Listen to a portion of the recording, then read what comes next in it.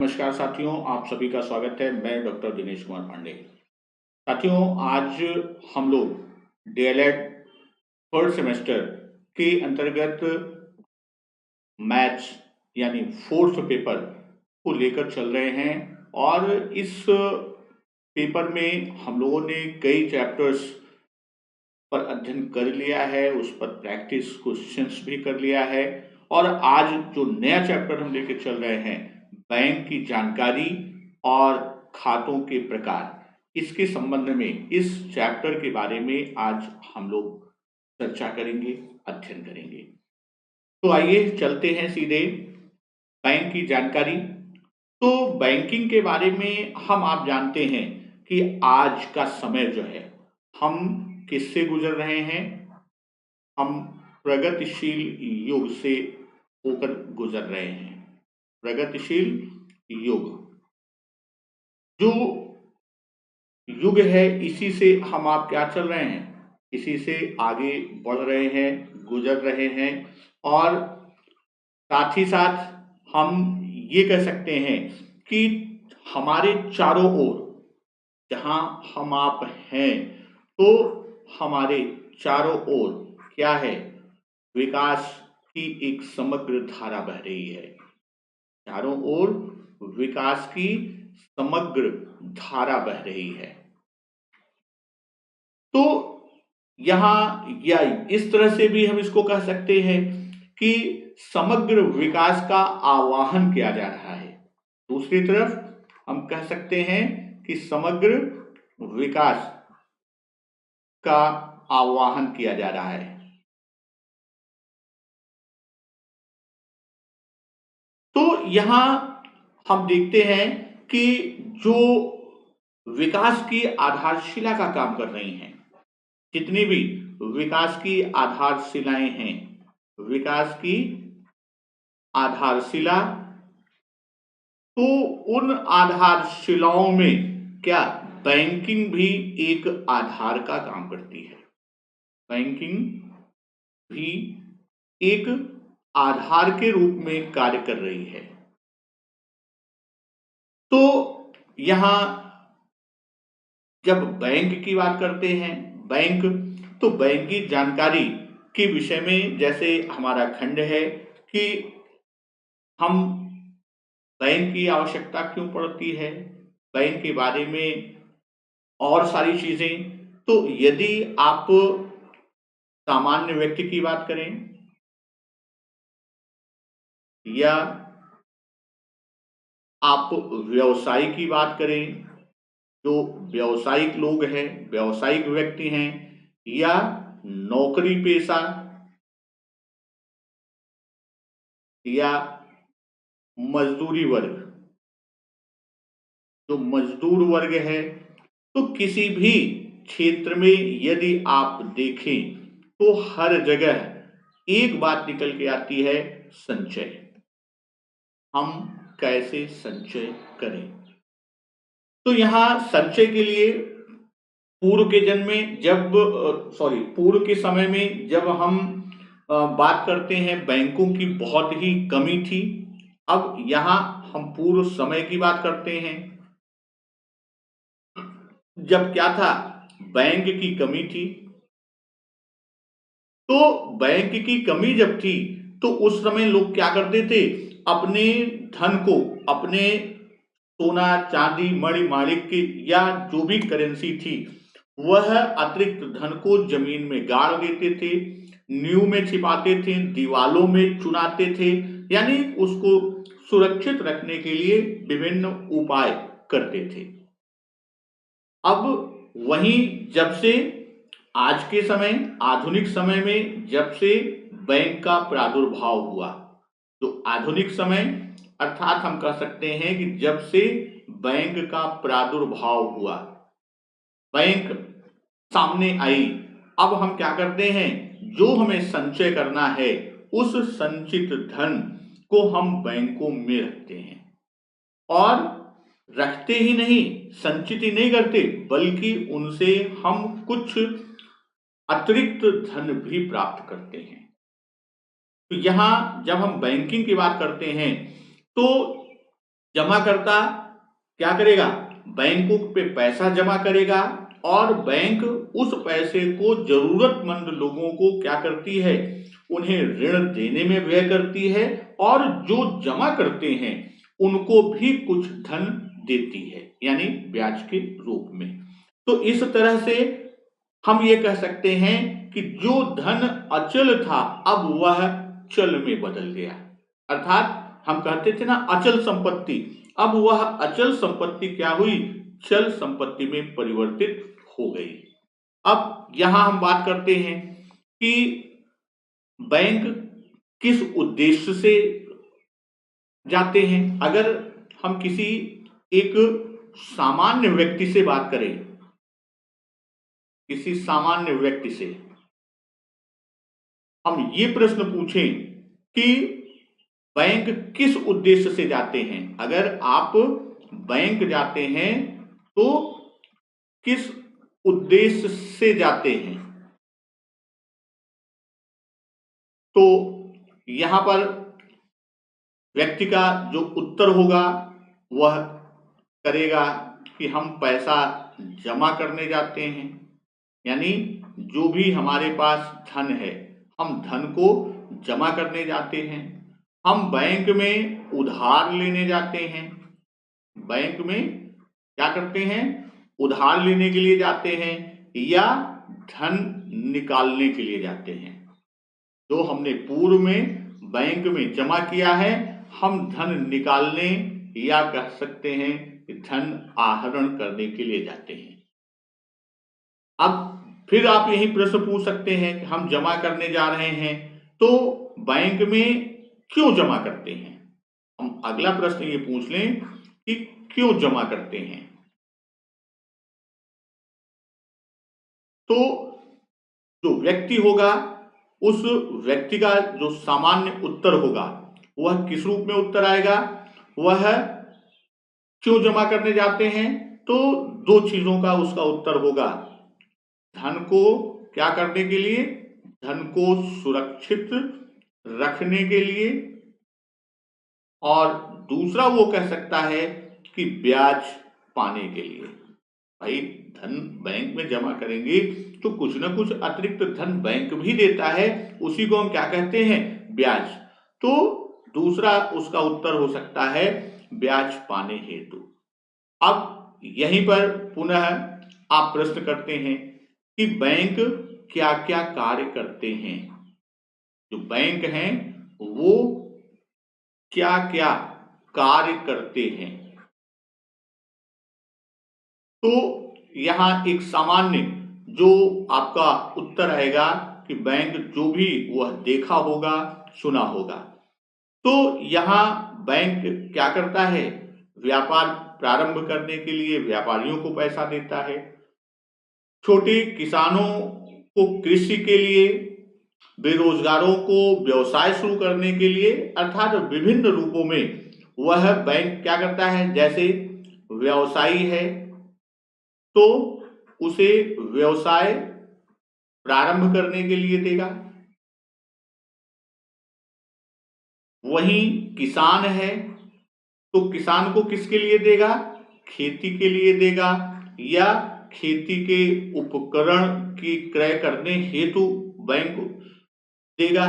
और जो बेरोजगार हैं या जिनके पास कोई रोजगार नहीं है तो उनको क्या करेगा, उनको भी व्यवसाय प्रारंभ करने के लिए धन देता है। इतना ही नहीं बल्कि जो विद्यार्थी हैं, जो शिक्षार्थी हैं, अब बैंक उनको भी शिक्षा को जारी रखने के लिए वह ऋण देता है, लोन देता है। यानी शिक्षा को क्या करने के लिए, शिक्षा को जारी रखने या आगे ले जाने के लिए भी बैंक एजुकेशन लोन या इस तरह के बहुत सारे लोन को यानी ऋण को देता है। तो इतना ही नहीं बल्कि हम यहां तक कह सकते हैं कि बैंक खाताधारियों को और सरकार की दोनों के लिए कार्य करता है।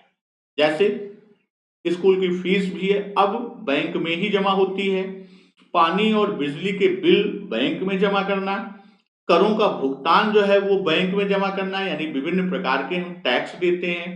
हमारा हाउस टैक्स है, वाटर टैक्स है, इनकम टैक्स है, यानी जितने भी टैक्सेस हैं वो भी हम बैंक में सबमिट करते हैं। मकान के लिए ऋण की किस्तें जमा करने के लिए, हमने मकान के लिए लोन लिया, उसके लिए जो किस्तें बनती हैं वो बैंक में जमा करना। और सबसे बड़ी चीज, प्राइवेट जॉब हो या गवर्नमेंट जॉब, अब प्रत्येक वेतनभोगी की वेतन वितरण की जो सुविधा होती है वह भी क्या होती है, वो भी बैंक के माध्यम से ही प्रदान की जाती है। तो ये बैंक की एक सामान्य रूपरेखा। तो अब जब बैंक में हम जाते हैं तो हमारे सामने एक प्रश्न आता है कि वहां पर हमें खाता खुलाना होता है। तो बैंक में खातों के प्रकार, किस किस प्रकार के खाते होते हैं, यानी बैंक में खाता के प्रकार। तो खाता के प्रकार में जो प्रमुख रूप से आते हैं, जब भी हम बैंक जाते हैं तो वहां जो भी काउंटर पे होगा वो पूछेगा किस प्रकार का खाता। तो आप सेविंग बैंक अकाउंट यानी बचत खाता खोलना चाहते हैं, आप चालू खाता करेंट अकाउंट खोलेंगे, आप सावधि जमा यानी फिक्स डिपॉजिट का खोलेंगे, आप आवर्ती या संचयी जमा खाता जिसे हम रिकरिंग डिपॉजिट कहते हैं, अल्प वयस्क का खाता आप खोलेंगे अर्थात माइनर अकाउंट जो अभी 18 साल से कम की उम्र के हैं, आप डिमांड ड्राफ्ट की बात करेंगे या आप लॉकर की सुविधा की बात करेंगे। ये विभिन्न प्रकार के खाते बैंक में खोले जाते हैं। तो हम यहाँ खातों के प्रकार में एक एक प्रकार की संक्षिप्त चर्चा करते हैं जो हमारे कोर्स में है। तो सबसे पहले हम बात किसकी करते हैं, बचत खाता, सेविंग अकाउंट।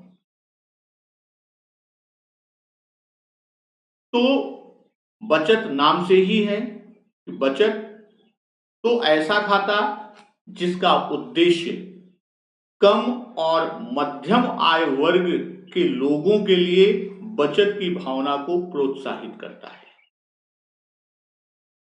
यानी बचत खाता जो है इसका मुख्य उद्देश्य क्या है,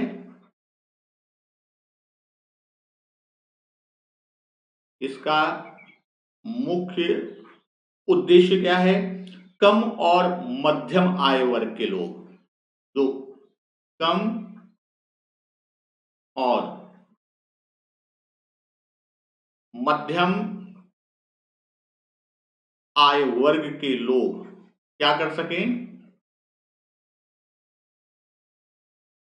के लिए बचत की भावना,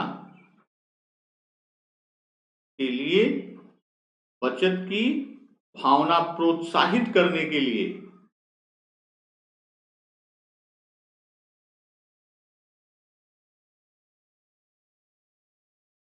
हम क्या करते हैं, बचत खाता खोलते हैं। और यह खाता बैंक द्वारा निर्धारित न्यूनतम जमा राशि पर खोला जाता है।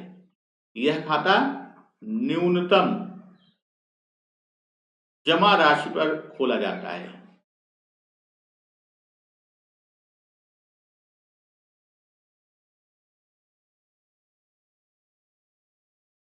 ये एक और इसकी विशेषता कि यह न्यूनतम जमा राशि पर खोला जाता है। और जो हमारा बचत है, अपने बचत खाते से धन निकालने के लिए हम क्या करते हैं, विड्रॉल फॉर्म भरकर या चेक के माध्यम से हम पैसा निकालते हैं। और खाते में जो न्यूनतम धनराशि रखने वाले पर, यानी जो न्यूनतम धनराशि की बात होती है उसको रखने पर जमाकर्ता को बैंक से चेक बुक भी, कुछ बैंकों में 2000 है, कुछ में 3000, यानी हर बैंक का अपना है कि मिनिमम इतना रुपए आपके सेविंग अकाउंट में होगा तो आपको चेक बुक प्राप्त हो जाएगी। और इस खाते में जमा धनराशि पर बैंक द्वारा कुछ ब्याज भी दिया जाता है। ये हमारा पहला क्या है, पहला बचत खाता। फिर दूसरे खाते की बात हम करते हैं, दूसरा है चालू खाता। अर्थात करेंट अकाउंट।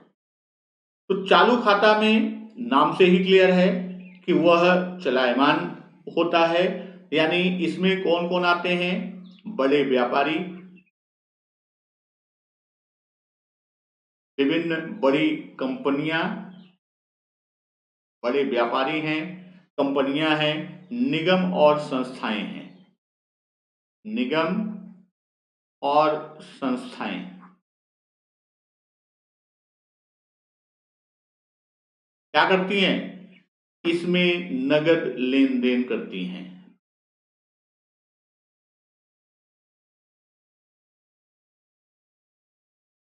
इसमें चालू खाता, और इसलिए वे बैंक से अपना चालू खाता खोलते हैं। इस खाते में बैंक जमा धनराशि पर कोई भी ब्याज नहीं देता है। चालू खाता में बैंक जमा राशि पर या जमा धन पर कोई भी ब्याज नहीं देता, पर ब्याज नहीं देता। और दूसरी चीज, इसमें बचत खाते की अपेक्षा धन को कई बार निकाला या जमा किया जा सकता है। बचत खाते में तो कुछ सीमित समय तक के लिए होता है, इतनी बार ही, लेकिन चालू खाता में आप उससे ज्यादा बार धन को जमा कर सकते हैं और धन को निकाल सकते हैं। कभी कभी बैंक खाताधारी से नाम मात्र की फीस लेता है। फिर आपका अगला तीसरा, आपका खाते का प्रकार की बात हम करते हैं, तो तीसरे खाते की बात करते हैं, सावधि जमा खाता। तीसरा हमारा खाता कौन सा है? सावधि जमा खाता। तो सावधि जमा खाता में, अर्थात सावधि जमा खाता का जो आशय होता है वह क्या है कि धन निश्चित अवधि के लिए जमा किया जाता है। इसमें क्या होता है कि धन निश्चित समय के लिए, जिसे हम फिक्स डिपॉजिट कहते हैं, निश्चित समय के लिए जमा होता है। तो बैंक खाताधारी को इस जमा जो धनराशि वो जमा करता है निश्चित समय के लिए, उसके लिए वह क्या करता है? उसके लिए प्रमाण पत्र आपको प्रदान करता है। प्रमाण पत्र प्रदान करता है।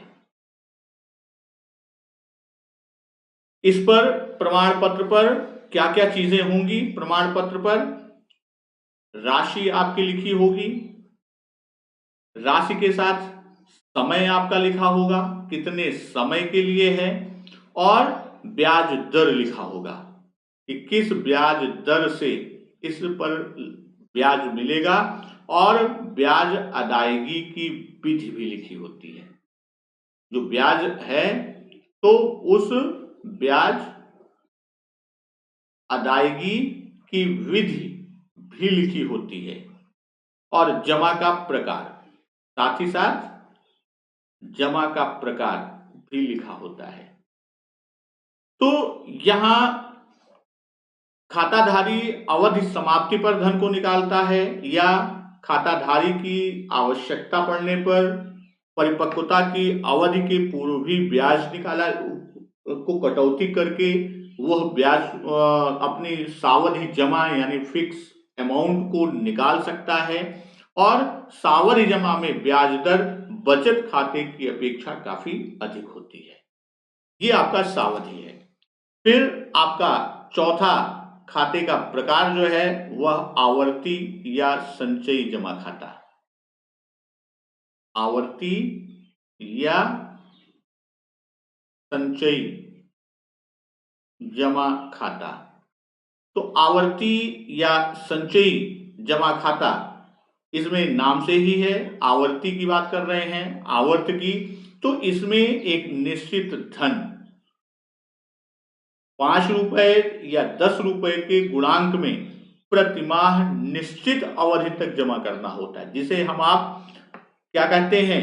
इसी को हम आप आरडी कहते हैं। क्यों? क्योंकि रिकरिंग डिपॉजिट अकाउंट है ये आरडी, रिकरिंग डिपॉजिट अमाउंट। तो इसमें हम क्या करते हैं कि एक निश्चित अवधि के लिए, निश्चित अवधि के लिए कुछ निश्चित राशि या धन हम क्या करते हैं, बैंक में जमा करते हैं। और इसमें शर्त यह है कि निश्चित अवधि जो होगी वह कम से कम 12 माह से कम नहीं होनी चाहिए और 10 वर्ष से अधिक नहीं, यानी 12 माह से लेकर 10 वर्ष के बीच में यह आपकी आरडी रिकरिंग डिपॉजिट का अलग अलग क्रम चलता है। और राशि आपकी जो होगी वह 5 या 10 के गुणांक के रूप में होगी। इसमें होगी 5 रुपए या 10 रुपए के गुणांक में होगी। और यह योजना उन व्यक्तियों के लिए बहुत ही लाभप्रद या उपयोगी होती है जो नियमित रूप से अल्प धनराशि को बचाना चाहते हैं। यह योजना डाकघर और बैंक दोनों में चलती है। इसके बाद हमारा अगला खाते का प्रकार की बात हम करते हैं, वह खाते का 5वां प्रकार है अल्प वयस्क खाता। माइनर अकाउंट की बात हम कर रहे हैं,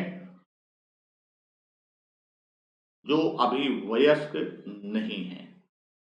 तो अल्प वयस्क अकाउंट, माइनर अकाउंट की जब हम आप बात करते हैं तो 18 वर्ष की कम आयु वाला व्यक्ति अल्प वयस्क कहलाता है।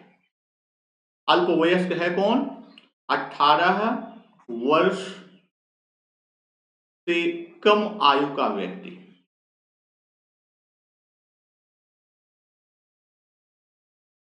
क्या कहलाता है? यह अल्प वयस्क कहलाता है। तो स्वाभाविक है कि अल्पवयस्क व्यक्ति को भी बैंक में खाता खोलने का हक है। हर व्यक्ति, चाहे वो वयस्क हो या अल्पवयस्क हो या वृद्ध हो, वह चालू खाता खोलने का अधिकारी नहीं होता। अल्पवयस्क के लिए क्या है? चालू खाता यानी करेंट अकाउंट वह नहीं खोल सकता, उसका अधिकारी नहीं। वह ना तो अपने नाम से खाता खोल सकता है, वह अपने नाम से खाता खोल सकता है, लेकिन उसके साथ साथ अपने अभिभावक को भी उसमें सम्मिलित करना है। तो अल्पवयस्क की आयु कम से कम 10 वर्ष होना आवश्यक है, जब उसका खाता अकेले भी खोल सकते हैं।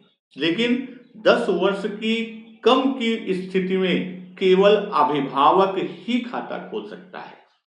यहां क्या है कि 10 वर्ष से लेकर 18 वर्ष से कम, इसमें तो क्या होगा? खाता अल्पवयस्क खोल सकता है, अल्पवयस्क खाता खोल सकता है। किंतु 10 वर्ष से कम, 10 वर्ष से कम पर क्या होगा? अभिभावक खाता खोलेगा, अभिभावक खाता खोलेगा। वही फिर आपकी बात हम करते हैं बैंक ड्राफ्ट। किसकी? बैंक ड्राफ्ट, डिमांड ड्राफ्ट जिसे आप। तो बैंक ड्राफ्ट क्या है? ये डाकघरों से पत्रों की भांति धन एक, यहां जो बैंक ड्राफ्ट की बात कर रहे हैं वह बैंक ड्राफ्ट के साथ साथ जब पोस्ट ऑफिस की बात हम करते हैं तो वहां हम आप क्या करते थे? मनी ऑर्डर करते थे, यानी एक स्थान से दूसरे स्थान पर पत्र के माध्यम से। इसी प्रकार बैंक भी धन का स्थानांतरण बैंक मांग पत्र, या जिसे शॉर्ट में हम आप कहते हैं बैंक ड्राफ्ट। वास्तव में बैंक ड्राफ्ट जो है वह क्या है? वह बैंक मांग पत्र। बैंक डिमांड ड्राफ्ट की बात हम करते हैं और साथ शॉर्ट में हम क्या करते हैं, मांग पत्र या इसी जो पत्र है यही चीज आपकी क्या कहलाएगी, बैंक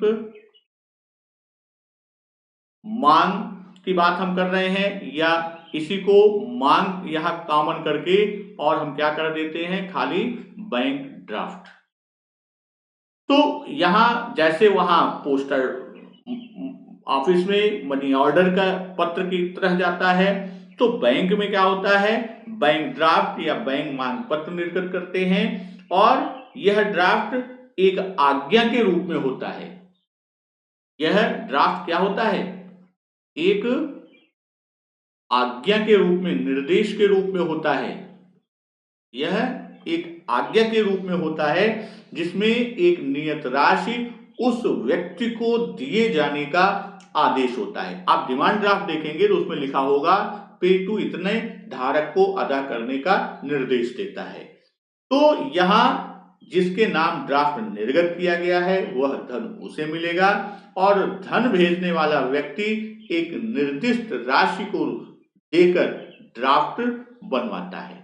तो जैसे आप 100 रुपए का ड्राफ्ट बनवाएंगे तो उस पर बैंक आपसे कमीशन की राशि भी लेती है। और इसके बाद अंतिम में चलते हैं, क्या है वह लॉकर।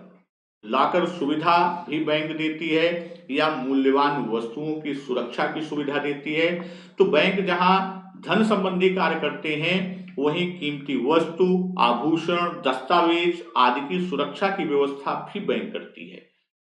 इस कार्य के लिए बैंक के पास एक अति सुदृढ़ कक्ष होता है, लॉकर रूम होता है, जिसमें लॉकर की व्यवस्था होती है और उसका अपना एक निश्चित किराया होता है। उसे देकर कोई भी व्यक्ति उस बैंक के जो जिसे हम स्ट्रांग रूम कहते हैं, उस स्ट्रांग रूम के लॉकर को किराए पर ले सकता है। और लॉकर की सबसे बड़ी विशेषता क्या है कि वह दो चाबी, दो की यानी दो कुंजी के लगाने पर खुलता और बंद होता है। एक चाबी किराए पर लेने वाले व्यक्ति के पास होती है और दूसरी जिसे मास्टर चाबी वो बैंक में रख ली जाती है। और लॉकर खोलने के लिए बैंक का कर्मचारी मास्टर की लगाकर ताले को खोलकर अलग हट जाएगा और जिस व्यक्ति का लॉकर है जिसने किराए पर लिया है वह चाबी लगाकर लॉकर को खोल देता है। तो ये तो था आपके खाते का प्रकार। अब यहां हम थोड़ी सी चर्चा कर लें धन निकालने की विधियों का, यानी बैंक से धन निकालने की जो प्रमुख विधियां हैं।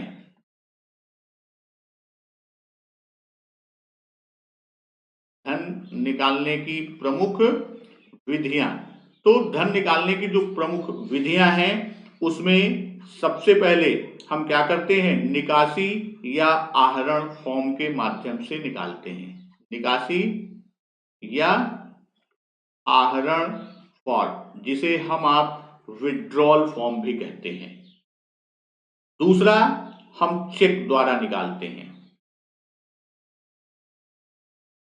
और तीसरा क्या है, अब हम एटीएम के माध्यम से भी अपना धन आहरित करते हैं। तो यहां जब हम निकासी या विड्रॉल फॉर्म की बात करते हैं तो एक प्रपत्र की तरह क्या होता है, वह आपको उसमें पूरा डिटेल भरना होगा कि आप अपना अकाउंट नंबर भरेंगे, उसमें अपना डिटेल भरेंगे, सारी चीजों को एंट्री करके आप साइन करेंगे और जो साइन आपने बैंक खाता खोलते समय किया था उसी से मैच होनी चाहिए, अन्यथा आपका निकासी नहीं होगा। फिर दूसरा हमारा आता है चेक द्वारा निकासी का। तो यहां पर जैसे आहरण प्रपत्र होता है, विड्रॉल फॉर्म होता है, उसी तरह चेक बैंक के द्वारा निर्गत एक छपी हुई पर्ची के रूप में जिसे हम चेक कहते हैं और चेकों पर एक संख्या पड़ी होती है सबसे नीचे,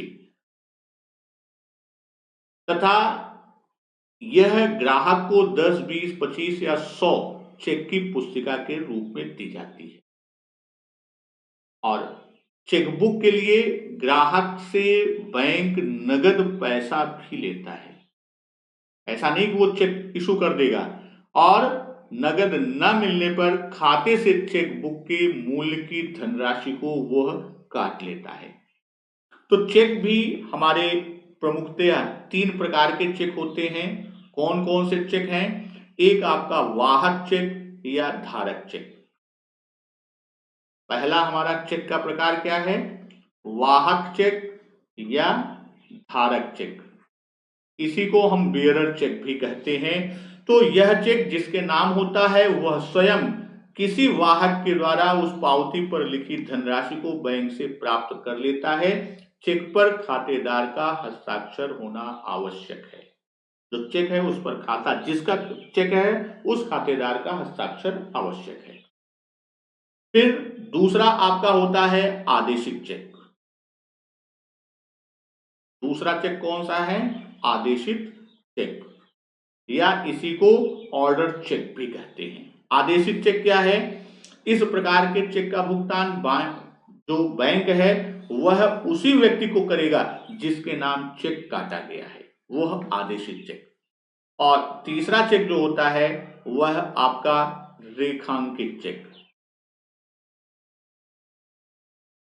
तो जो रेखांकित चेक है यानी क्रॉस चेक है, तो क्रॉस चेक में क्या होता है कि जब चेक के बाएं कोने, मान लीजिए ये हमारा क्या है, ये चेक है, तो यहां बाएं कोने पर अगर तिरछी 2 लाइन हम खींच देते हैं तो वो क्या हो जाता है?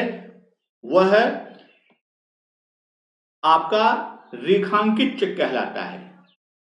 या अकाउंट पेई ओनली भी लिख देते हैं। अकाउंट पेई ओनली का मतलब इसी कॉर्नर पर हम अकाउंट पेई ओनली लिख देते हैं तो वह चेक भी भुगतान सिर्फ और सिर्फ इसका आशय यह है कि रेखांकित हो, अकाउंट पेई हो, नॉट निगोशिएबल की चीजें लिखी हो, अकाउंट पेई ओनली के साथ साथ इसको शॉर्ट में हम आप क्या लिखते हैं? नॉट निगोशिएबल या A/C ओनली, अकाउंट पेई ओनली।